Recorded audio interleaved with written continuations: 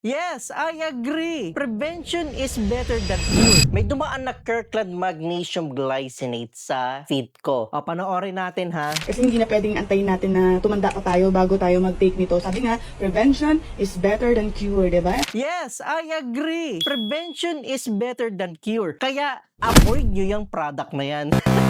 Kung nakafollow kayo sa page ko, tinuro ko sa inyo kung paano malalaman whether fake or not ang isang Kirkland signature product. And itong Kirkland Magnesium na nasa video na to ay isang certified fake.